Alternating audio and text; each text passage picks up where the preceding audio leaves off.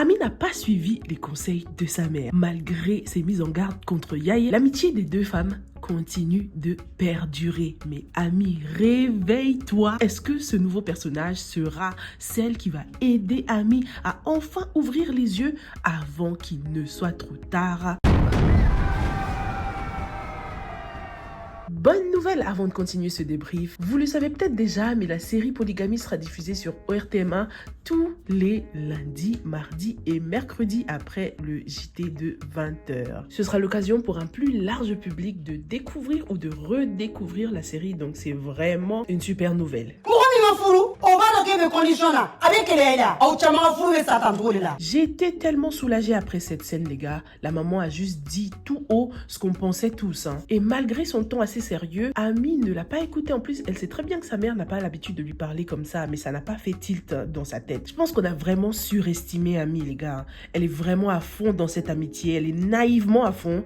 Ami a tellement besoin de se confier en quelqu'un d'autre que sa mère qu'elle a fini par le faire avec la mauvaise personne. J'aurais même préféré qu'elle le fasse avec sa sœur Khadija. Ça aurait été un peu plus logique, un peu plus smart de sa part, parce qu'on se serait dit c'est la famille, donc elle se dit que ses problèmes ne vont pas fuiter. Elle préfère se confier en quelqu'un de sa famille. Mais se confier en une outsider comme ça que tu ne connais même pas, c'est trop naïf de sa part. En plus, le fait que Yaye soit amie avec Khadija aurait pourtant dû être un red flag pour Ami. En tout cas, cette situation nous apprend qu'il faut faire attention à qui on raconte nos problèmes. Je sais qu'on a l'habitude de faire ça dans les salons de coiffure. Tu te sens bien, on te coiffe, tu te confies. Les coiffeuses, c'est scientifiquement prouvé même que leurs clients ont tendance à beaucoup s'ouvrir quand ils viennent au salon. C'est le métier idéal pour abuser de la confiance de certains, malheureusement. Concernant Yaye, on dirait qu'elle n'est pas à son premier coup. C'est une briseuse de ménage chronique.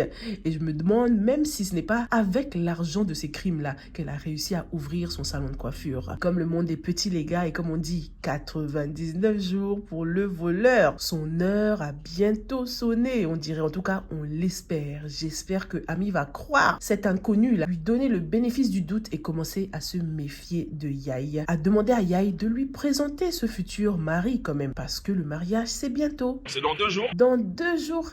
Elles seront coépouses si Ami ne fait pas attention. Je peux compter sur toi. On a Khadija aussi qui souhaite faire marche arrière avec son boss insistant. Mais Khadija, fallait pas accepter son cadeau. Oh là là, t'es une grande fille quand même, tu sais dire non. Elle a tellement peur de perdre son boulot qu'elle n'ose pas contredire son boss, quoi. D'ailleurs, je pensais qu'il avait déjà une femme, le boss. C'est ce que Khadija avait dit à sa mère, non? Après son rendez-vous avec le boss, lorsqu'elle était rentrée chez elle, elle avait dit à sa maman que le boss avait déjà une femme. Et Nafi l'avait quand même encouragé à courtiser le boss. Ou bien, elle peut toujours compter sur Djibril pour l'aider. Mais c'est bon, c'est une grande fille, Khadija. Djibril ne devrait pas trop se mêler de cette histoire parce que ça risque de briser son amitié avec son boss s'il est trop insistant. De toute façon, le boss est déterminé là. Ça en devient même inquiétant. Faut qu'il arrête de forcer comme ça lui aussi. Est-ce qu'il nous cache quelque chose? Il a l'air tout doux, tout tranquille, tout amoureux là. C'est pas il change de visage et devient un homme violent ou un truc comme ça par la suite. Madame Soumaya. Non, ça c'était trop fort. D'ailleurs, comment est-ce que Awa a fait pour reconnaître la voix de Madame Souma? Elle l'a vue à plusieurs reprises, mais elle ne l'a jamais entendue. En tout cas, elle a eu de la chance, Penda. Madame Souma, toute gentille, est venue chez les Diaby, a ramené à manger pour Nafi. Et en fait, elle, c'est comme Ami. À défaut de se confier en leur mari, elles essayent de trouver quelqu'un d'autre pour le faire. Dites-moi ce que vous avez pensé du comportement de Nafissatou d'ailleurs. Ndemso. Non. Elle qui ne prend jamais le temps de conseiller ses propres filles a pourtant été très très à l'écoute avec Madame Souma. Très compatissante, compréhensive. Donc Nafi, toi tu peux être gentil comme ça avec l'enfant des autres quoi. Par contre, j'ai pas aimé qu'elle ait décidé de continuer dans les mensonges de sa fille. Mais j'ai quand même apprécié sa maturité, son écoute. Je pense qu'elle devrait beaucoup plus être comme ça avec ses filles. Leur accorder du temps, leur faire se sentir en confiance. On la voit jamais être aussi douce avec Penda et Khadija. Madame Souma n'est donc plus en contact avec sa famille à cause des problèmes d'ethnie. Elle a fait le choix du cœur en suivant son mari et aujourd'hui, elle le regrette beaucoup. Tu m'étonnes, surtout lorsqu'on sait que Monsieur Souma a eu le culot de la tromper malgré tous ses sacrifices. Elle devrait servir de leçon pour Mustapha et Astou qui comptent s'enfuir. Ils seront heureux un temps, mais la famille finira par leur manquer. Il y aura toujours un manque, un regret. Donc je suis vraiment pas d'accord avec leur histoire de fuite. D'ailleurs, lorsqu'ils parlent de respecter la famille, est-ce qu'ils le font vraiment en voulant s'enfuir? Ça, c'est désobéir. Et le respect envers ses parents, ce n'est pas juste leur parler calmement, ne pas les insulter. C'est aussi suivre leurs recommandations, même si ça ne nous plaît pas, même si on n'est pas d'accord.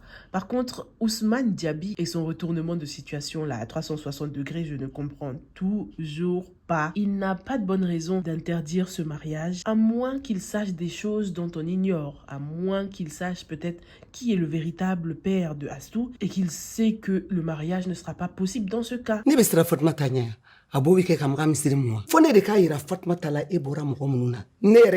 Grosse surprise avec cette actrice. J'étais tellement contente de la voir. C'est vraiment notre maman nationale. En plus, dans cette série, on la retrouve dans un rôle qu'on n'a pas forcément l'habitude. En tout cas, moi, que je n'ai pas l'habitude de la voir. Une maman qui a la bouche loin des rôles de femmes classe et calme dans lesquels j'ai l'habitude de la voir. J'ai hâte d'assister à un face-à-face entre elle et Fatoumata. Ça va être épique entre ces deux-là qui n'ont pas leur langue dans leur poche. Anta a vraiment un bon backup.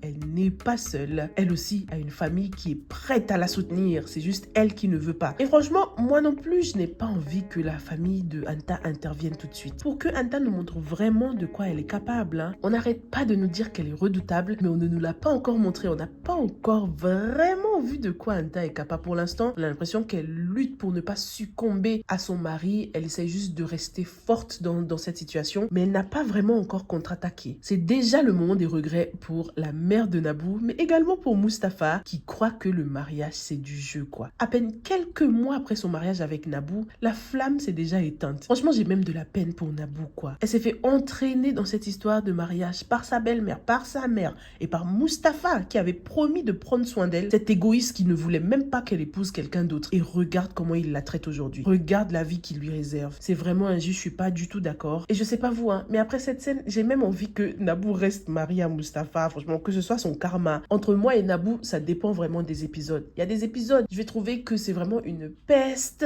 une gold digger, une matérialiste. Après, il y a des épisodes comme celui-là où je me dis, ah la pauvre, en fait, elle est juste naïve, influençable, elle ne savait pas vraiment dans quoi elle embarquait, quoi. Mais dites-moi vous, est-ce que Nabou vous a fait de la peine ou est-ce que c'est bien fait pour elle? Dites-moi ce que vous avez pensé de ces deux épisodes qui étaient juste magnifiques, trop remplis de rebondissements. On adore et on se retrouve sans faute pour la suite. Stay safe and stay blessed. Bye!